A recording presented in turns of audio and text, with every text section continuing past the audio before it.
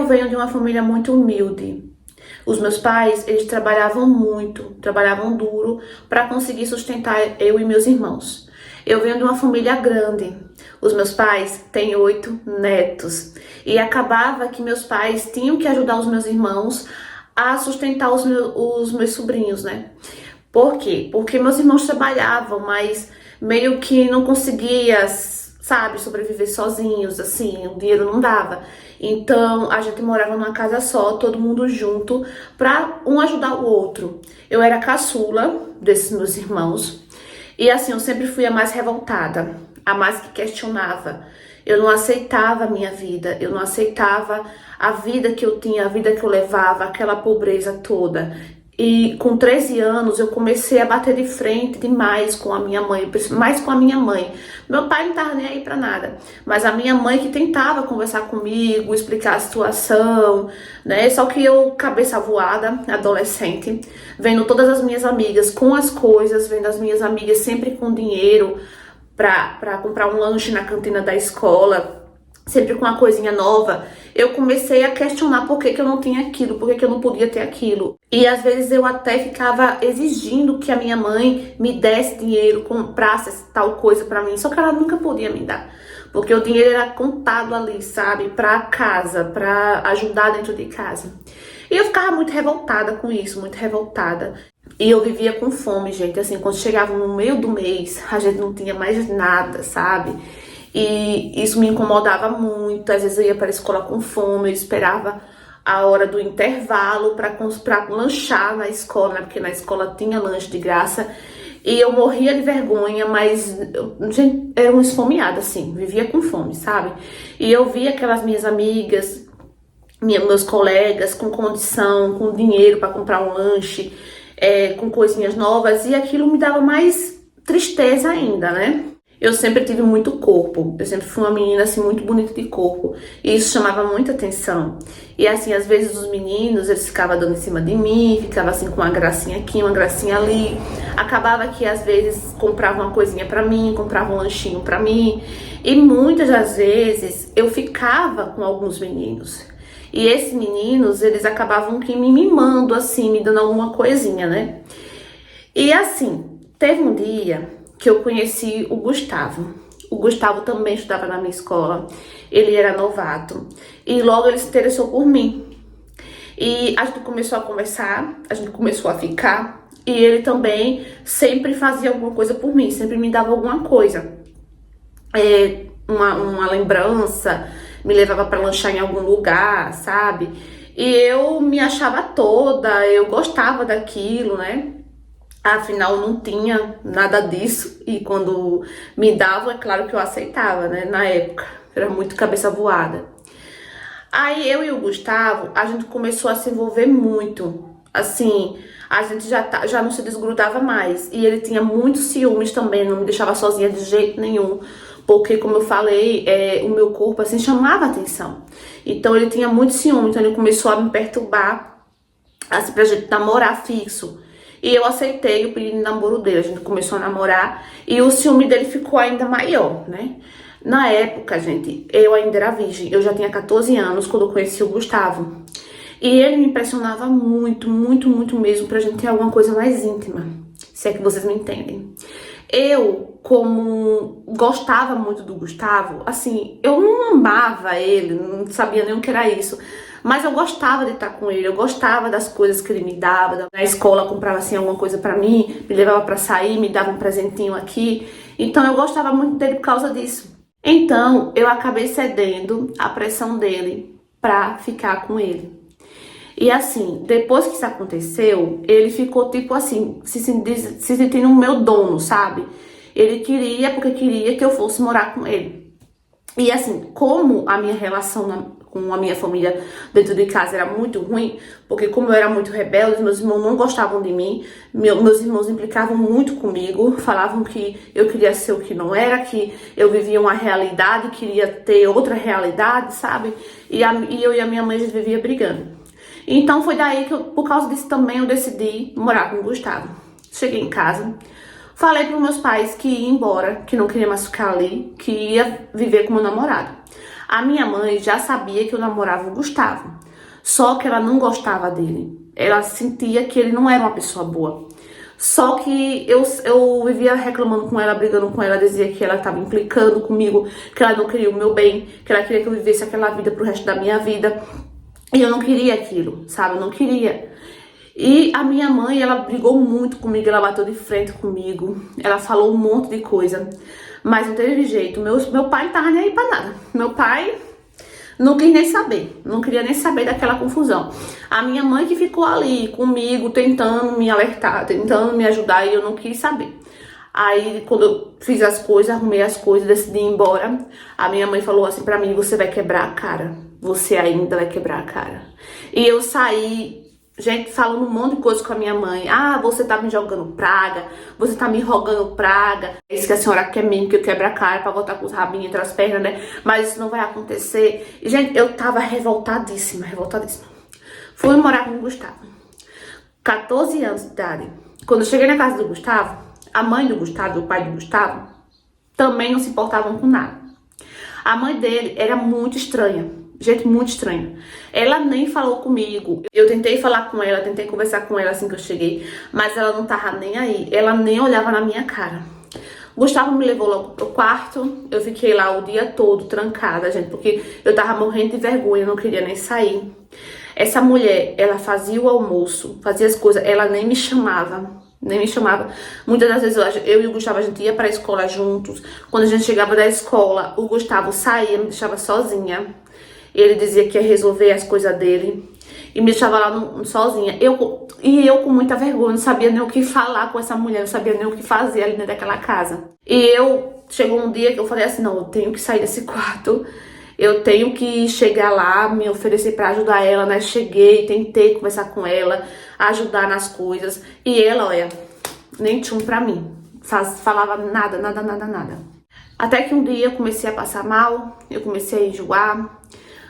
Comida nenhuma segurava no meu estômago, eu já botava logo pra fora.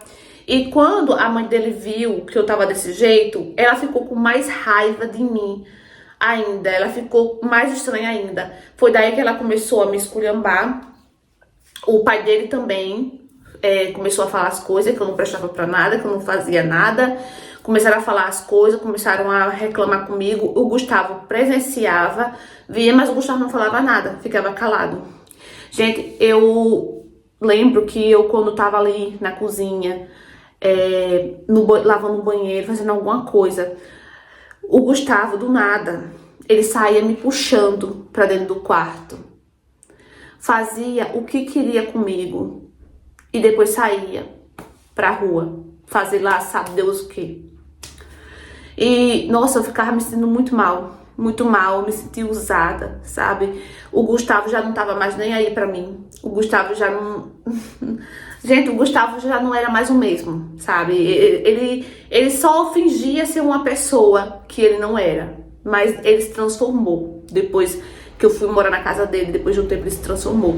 E ele sempre tinha esse vício, ele sempre tinha essa mania. Eu podia estar fazendo qualquer coisa, do nada ele me puxava, fazia o que queria e saía e ia embora, sabe? Eu tava me sentindo um lixo, um escravo.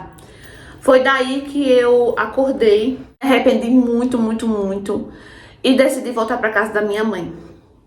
E depois disso, gente, antes de eu voltar pra casa da minha mãe, eu descobri por que o Gustavo não trabalhava, mas andava cheio de dinheiro, se é que vocês me entendem.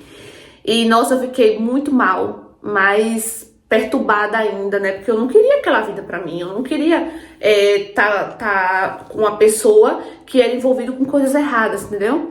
Então eu voltei pra casa da minha mãe, já imaginando, já esperando o pior. Contei tudo que estava acontecendo pra minha mãe, porque até então a gente tinha se afastado muito, gente. Eu já tava quase na reta final da gravidez. E eu contei tudo pra minha mãe, tudo que acontecia ali naquela casa, tudo que o Gustavo me fazia e que ele tava envolvido com coisas erradas. E pra minha surpresa, a minha mãe me recebeu de braços abertos. Ela me deu um abraço tão forte, sabe? Eu não consigo esquecer mais esse abraço. Não consigo esquecer. Depois de muito tempo, eu não consigo esquecer. Aí meus irmãos também não dirigiram a palavra pra mim, só respeitaram o fato da minha mãe ter me recebido de volta. O meu pai, como sempre, não estava nem aí pra nada, mas também não questionou nada, não reclamou com minha mãe porque a minha aceitou de volta. E assim, gente, o meu filho, ele nasceu sem nada, porque eu não quis mais contato nenhum com o Gustavo. E o Gustavo nem veio atrás de mim, pra vocês terem noção. E eu voltei pra casa bem numa altura que os meus pais estavam desempregados. Nossa, foi muito difícil, foi um período muito difícil mesmo. Pra não dizer que eu não ganhei nada, eu ganhei 4 pacotes de fraldas. Cheguei na maternidade sem nada, porque doação a gente não conseguia de jeito nenhum. Não conseguia, a gente saía falando que eu tava precisando de roupinha pra bebê, essas coisas, mas ninguém tinha, ninguém conhecia ninguém pra doar. Mas Deus é tão bom que, graças a Deus, na maternidade, quando viram que o meu filho não tinha nada, nossa, sim, fizeram uma movimentação muito grande lá na ala da maternidade e começaram a arrecadar coisinhas para o meu bebê. E nisso o meu bebê ganhou roupinhas, ganhou mantinha, ganhou fralda, ganhou bastante coisa, né? O suficiente para aquele momento, né? Para a chegadinha dele. E assim, depois foi aparecendo mais coisas, né? Hoje eu faço bico também. Continuo morando na casa dos meus pais e ajudo sempre no que eu posso os meus pais. E o que eu tenho para dizer com a minha história, gente, é que se você vive numa situação assim parecida com a minha, você é adolescente e vive numa situação dessa parecida, não deposite sua esperança, não queira sair dessa situação confiando em um homem. Não queira sair dessa situação assim. Queira sair dessa situação fazendo a diferença, como estudando muito e trabalhando por conta própria para você ganhar seu próprio dinheirinho, se depender de um homem, de outra pessoa, entendeu? Porque isso é a pior coisa do mundo, gente, é você querer sair de uma situação se encostando em outra pessoa. Eu posso falar por experiência própria porque eu passei por isso. Então eu voltei a estudar. Eu tô trabalhando, um trabalho muito simples hoje, muito humilde, mas eu pretendo sim fazer um curso, ainda não faço, mas eu quero muito fazer um curso, eu quero muito trabalhar na área que eu sempre sonhei, entendeu? E eu não vou medir esforços para isso, de jeito nenhum. Nunca mais eu vou querer depender de outra pessoa, querer me escorar em outra pessoa para sair de uma situação difícil, né? Hoje eu penso totalmente diferente, eu era totalmente avoada e espero que essa minha história possa servir de lição para outras jovens a não repetirem o mesmo erro que eu cometi. Então, amores, o que é que vocês acharam dessa história? Mais uma história baseada em fatos reais e ela falou tudo no final. Espero que essa história possa ajudar, sim, você que estiver me assistindo, jovem, que vive numa situação assim parecida, né? Ela falou tudo no final. Não queira sair dessa situação achando que um homem ele vai suprir suas necessidades, ele vai fazer tudo por você, porque, gente, infelizmente muitas mulheres têm experiências muito ruins em relação a isso.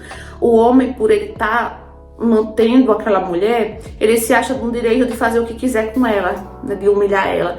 Então isso é muito difícil, gente, isso é muito ruim. Ela sofreu bastante, né, como a gente pôde perceber na história, na casa dos pais desse Gustavo.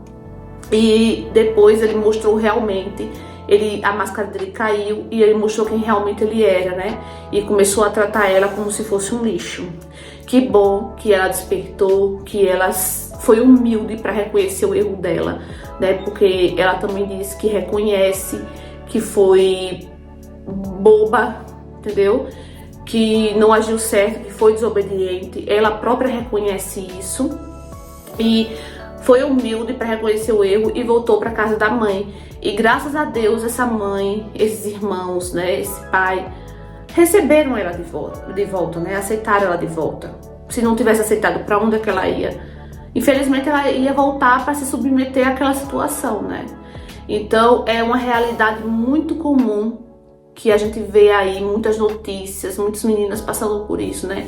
Então eu espero que essas histórias sirvam de alerta para você não querer repetir o mesmo erro, né? Para você não seguir esse mesmo caminho. Se você tiver seguindo um caminho assim parecido, lembrar de uma história dessa e dizer, não, eu tô seguindo quase o mesmo caminho da menina da história, eu não quero isso pra mim, entendeu? Dá a volta por cima, mas não comete o mesmo erro, tá? Para que as consequências, para que você não passe por isso também, né? Que eu não desejo isso pra ninguém, tá? 14 anos, muito novinha para ser mãe, muito novinha, sabe? É uma idade que você tem que aproveitar o máximo possível, uma idade que você tem que estudar, que você tem que brincar, né? Porque também 14 anos, eu com 14 anos, eu tava na rua, pulando elástico, pulando corda, amarelinha, né? Então, hoje em dia tá tudo mudado, né? Tudo virado. Mas é isso. Espero que vocês tenham gostado dessa história. Um super beijo no coração de vocês. Tchau, tchau. E até o próximo vídeo.